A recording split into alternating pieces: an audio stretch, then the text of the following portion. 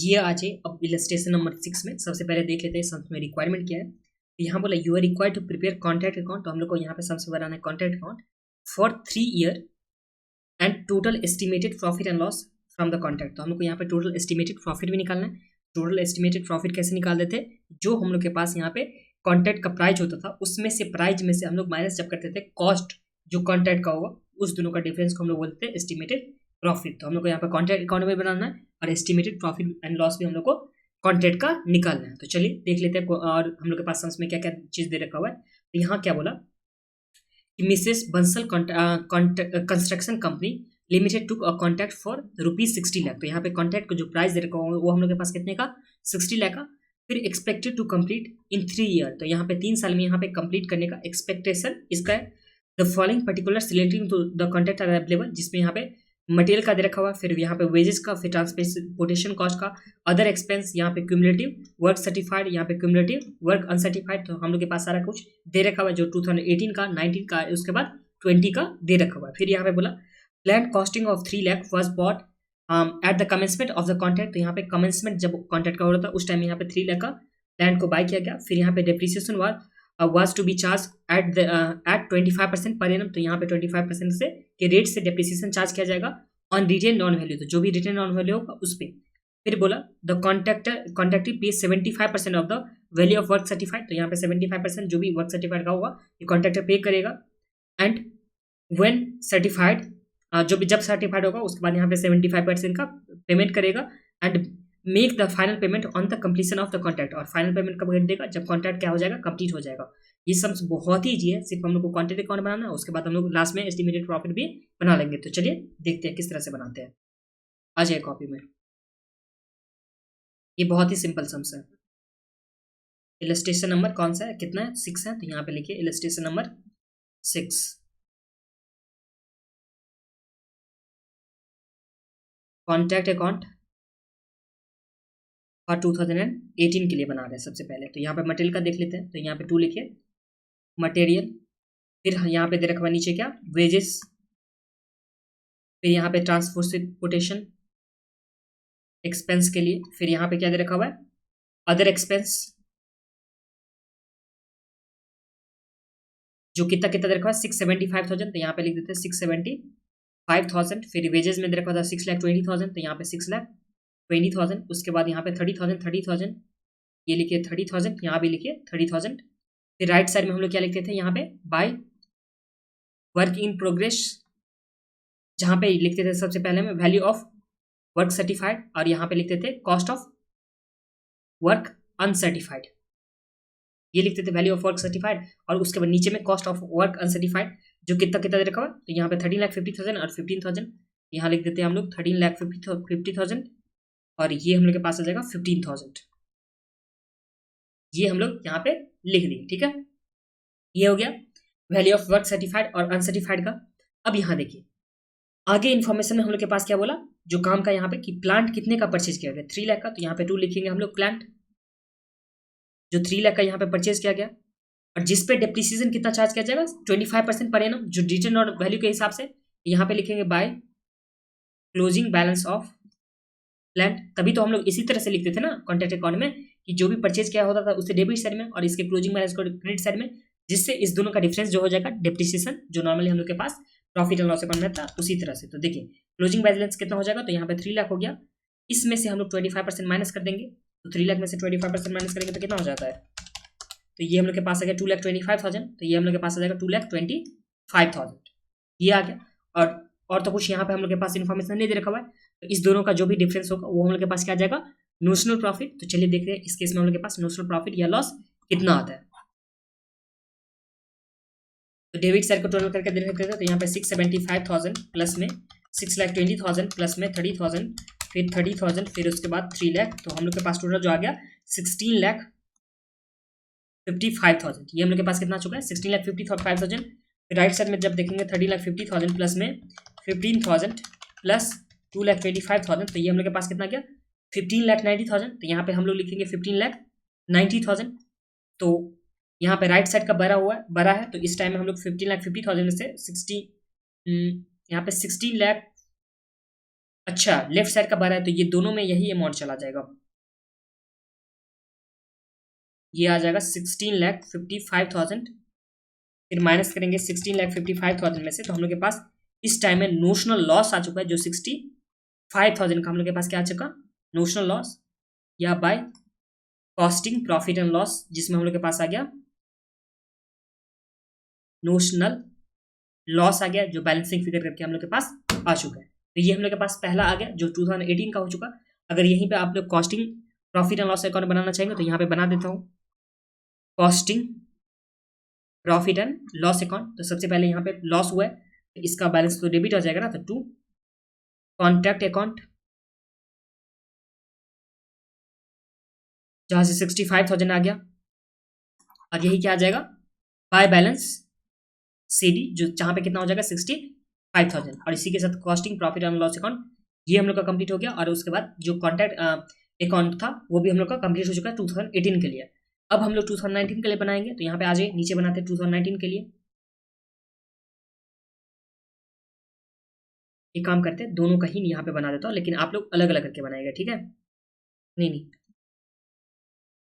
अलग से ही बनाता हूँ, नहीं तो आप लोग एग्जाम में भी गलत करके आ जाओगे कहीं। कॉन्ट्रैक्ट अकाउंट फॉर 2019 क्या क्या दे रखा हुआ था, तो यहाँ पे टू मटेरियल दे रखा हुआ था, फिर यहाँ पे टू वेजेस दे रखा हुआ था, फिर ट्रांसपोर्टेशन एक्सपेंस दे रखा हुआ था, फिर ट्रांसपोर्टेशन एक्सपेंस के बाद क्या दे रखा हुआ था, अदर एक्सपेंस और प्लांट दे रखा होता है। तो यहाँ पे लिखेंगे अदर एक्सपेंस, फिर यहाँ पे लिखेंगे टू प्लांट, फिर यहाँ पे बाय वर्क इन प्रोग्रेस, फिर यहाँ पे लिखेंगे वर्क सर्टिफाइड, फिर यहाँ लिखेंगे वर्क अनसर्टिफाइड, इसमें होगा वैल्यू और इसमें होगा कॉस्ट, ये हम लोग को लिखना होगा। फिर यहाँ पे बाय प्लांट लिखेंगे, और तो हम लोग के पास कुछ नहीं था ना प्लांट, और तो नहीं था कुछ, ये हम लोग यहाँ पे लिखने वाले हैं। बट ऊपर में एक चीज आप लोग को लिखना चाहिए था, यहाँ पे वर्क सर्टिफाइड को जो पहले वाला दे रखा हुआ था उससे हम लोग लिखते यहाँ पे टू WIP, ऊपर में लिखना चाहिए था, मैंने गलती से नीचे लिख दिया। ये चीज आप लोग एरो यहाँ से ध्यान रखिए, इसे ऊपर में लिखना चाहिए था WIP में वर्क सर्टिफाइड, और यहाँ पे वर्क अनसर्टिफाइड, ये भी हम लोग के पास आ जाता। और इसके बाद जो भी हम लोग के पास आएगा वो क्या आएगा, या तो प्रॉफिट या लॉस आएगा। ये चीज आप लोग को ध्यान में रखना है कि वर्क सर्टिफाइड को पहले लिखते हैं, उसके बाद हम लोग सारा कुछ लिखते हैं। अब देखिए जो बैलेंस शीट फिगर आएगा पहले उसे मैं लिख देता हूँ, तो यहाँ पे वर्क सर्टिफाइड का जो भी ये क्लोजिंग बैलेंस है वो इस साइड में डेबिट में आ जाएगा बैलेंस BD करके। तो यहाँ पे 13,50,000 और 15,000 ये लिख दीजिए 13,50,000, और ये हम लोग के पास आ जाएगा 15,000। यहाँ पे WIP BD लिख देता हूँ, वर्क सर्टिफाइड का BD और यहाँ पे CD। और एक क्लोजिंग बैलेंस यहाँ पे प्लान का दे रखा हुआ है जो हम लोग के पास आया था ना, क्लोजिंग बैलेंस प्लान का 2,25,000, ये भी लिख दीजिए आप लोग 2,25,000। और बाकी हम लोग के पास यहाँ से बैलेंस आ जाएगा 10,50,000, 9 लाख, यहाँ पे 10,50,000, फिर यहाँ पे 9 लाख, फिर उसके बाद हम लोग के पास दे रखा है 90,000, 75,000, तो यहाँ पे लिखिए 90,000 और उसके बाद 75,000, तो ये सब सारा अमाउंट लिख दीजिए। फिर वर्क सर्टिफाइड में 45 लाख और ये दे रखा है 75 लाख, 75,000, तो यहाँ पे 45 लाख और ये आ जाएगा 75,000 का, और तो कुछ नहीं है। फिर हम लोग प्लांट का जो क्लोजिंग बैलेंस लिखेंगे उसमें 2,25,000 का प्लांट का WDB है, उसमें से फिर से हम लोग 25% डिप्रिसिएशन चार्ज कर देंगे, तो ये कितना आ जाएगा 2,25,000 में से 25% चार्ज करने के बाद तो ये आ जाएगा 168,750 का, ये चीज़ हम लोग के पास आ जाएगा। बस एक चीज़ यहाँ पे मिस्टेक है कि ये WIP को आप लोग को ऊपर में लिखना चाहिए था, उसके बाद जो भी यहाँ पे बैलेंस दे रखा होता वो लिखते, ठीक है। तो ये हम लोग के पास आ गया। अब डेबिट बैलेंस में इसका शॉर्टेज होगा तो उस टाइम में हम लोग क्या देखेंगे कि नोशनल प्रॉफिट है, और क्रेडिट साइड में अगर शॉर्टेज होगा तो हम लोग के पास नोशनल लॉस आएगा। तो चलिए देख लेते हैं, यहाँ पे 45 लाख प्लस 75,000 और प्लस में 168,750, तो ये हम लोग के पास टोटल जो आता है वो कितना आता है, तो 43,750 ये हम लोग के पास आ चुका है। अब डेबिट साइड में देख लेते हैं कि कितना टोटल में आता है, तो 10,50,000 प्लस में 9 लाख प्लस में कितना आ गया 90,000 प्लस 75,000 प्लस 2,25,000 प्लस 13,50,000 प्लस 15,000, तो ये हम लोग के पास जो आ गया, ये आ गया 37,05,000, मतलब इस साइड डेबिट साइड में शॉर्टेज है, तो ये कितने का शॉर्टेज है, तो ये है 47,43,750 में से माइनस करेंगे हम लोग, तो ये हम लोग के पास जो शॉर्टेज आ जाएगा वो आ जाएगा 10,38,750 का, ये हम लोग के पास शॉर्टेज आ जाएगा। ठीक है, इस साइड में शॉर्टेज आ गया, तो हम लोग लिखेंगे costing profit and loss account, और यहाँ पे नोशनल प्रॉफिट आ जाएगा, नोशनल प्रॉफिट जो बैलेंसिंग फिगर करके हम लोग के पास आ गया था। अब हम लोग यहाँ पे बना लेते हैं, ये एक सेकंड, इस साइड में भी लिख दो 47, 43, 750, और हम लोग यहाँ पे बनाएंगे costing profit and loss account. इसका बैलेंस हम लोग के पास डेबिट बैलेंस था, ये था ना क्लोजिंग बैलेंस क्रेडिट होता तो डेबिट बैलेंस में यहाँ पे बैलेंस बीडी में आ जाएगा, तो टू बैलेंस बीडी जो कितने का आ जाएगा, तो हम लोग के पास कॉस्टिंग प्रॉफिट एंड लॉस का बैलेंस बीडी में कितना था 65,000 का, क्लोजिंग में सीडी था, तो यहाँ पे ओपनिंग जो होगा उसमें बीडी आ जाएगा 65,000 का, ये आ गया। और इस केस में हम लोग के पास क्या है, यहाँ पे प्रॉफिट हो चुका है कितने का 10,38,750 का, और प्रॉफिट का बैलेंस हम लोग हमेशा क्या होता है क्रेडिट होता है, ये तो आप लोग को पता ही होगा, तो यहाँ लिखेंगे हम लोग बाय कॉन्ट्रैक्ट अकाउंट जो कितना हो जाएगा 10,38,750, 10,38,750, तो ये हम लोग के पास टोटल में भी आ जाएगा 10,38,750, और इस साइड भी आ जाएगा 10,38,750, तो जो हम लोग के पास ये क्लोजिंग में बचेगा बाय बैलेंस सीडी वो बचेगा हम लोग के पास प्रॉफिट वाले में, तो ये कितना हो जाएगा 10,38,750 में से माइनस कर देंगे 65,000 को, तो ये हम लोग के पास आ गया 9,73,750, ये हम लोग के पास क्या आ गया बैलेंस सीडी में आ गया। ये समझने में तो आप लोग कुछ ही प्रॉब्लम नहीं है, अभी तक में सिंपली सम चल रहा है, इससे इजी सम तो कुछ हो ही नहीं सकता है। अब यहाँ पे आगे आ जाइए, हम लोग बनाएंगे कब का 2020 का, तो यहाँ पे बनाते हैं कॉन्ट्रैक्ट अकाउंट फॉर 2020 का बना रहे हैं। यहाँ पे सबसे पहले 2 जो भी वर्क सर्टिफाइड जो भी दे रखा हुआ है वो पहले लिख लेते हैं हम लोग, 2 WIP जो BD का होगा यहाँ पे वर्क सर्टिफाइड का, और यहाँ पे वर्क अनसर्टिफाइड का जो कितना कितना यहाँ पे आ जाएगा BD में, तो 45 लाख और 75,000, तो यहाँ पे लिख देता हूँ 45 लाख, और ये आ गया हम लोग के पास 75,000 का, ये आ चुका था। और एक हम लोग के पास BD और आता प्लांट का, तो यहाँ पे लिख देते हैं 2 प्लांट जो कितने का आ चुका है यहाँ पे 168,750, तो यहाँ पे लिख दीजिए 168,750 का।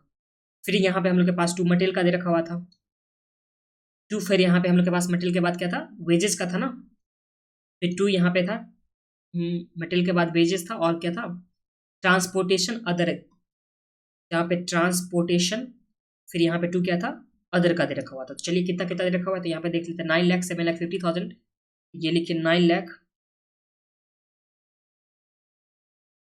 फिर यहाँ पे 7,50,000,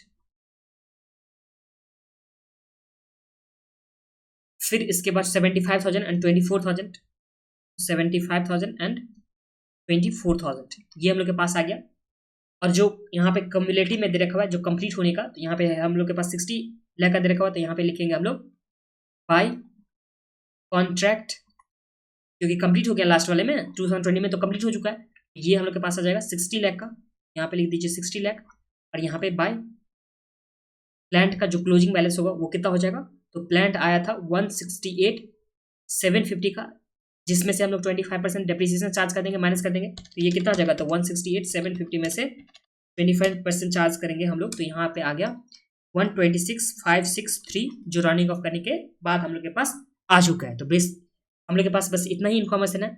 अब इस इन्फॉर्मेशन के बाद हम लोग क्या कर सकते हैं, इसे क्लोज कर देंगे, और उसके बाद जो भी हम लोग के पास प्रॉफिट या लॉस जो भी होगा वो हम लोग के पास यहाँ पे आ जाएगा।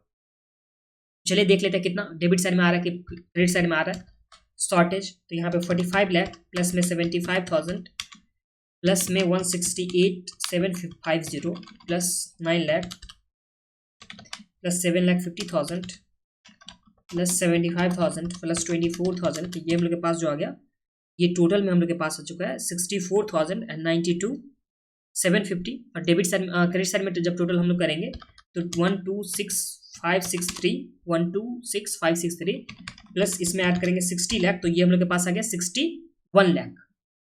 26,000 मतलब ये साइड में कम है, डेबिट क्रेडिट साइड में यहाँ पे कम है, तो हम लोग डेबिट साइड और क्रेडिट साइड के दोनों का अमाउंट जो पहले था भरा वाला वो दोनों ही साइड लिख देता हूँ, ये आ गया। और यहाँ पे हम लोग के पास आ जाएगा by costing profit and loss account, और यहाँ पे आ गया नोशनल लॉस में करके, ये हम लोग के पास बैलेंसिंग फिगर करके आ गया, जो कितना आ चुका है यहाँ पे।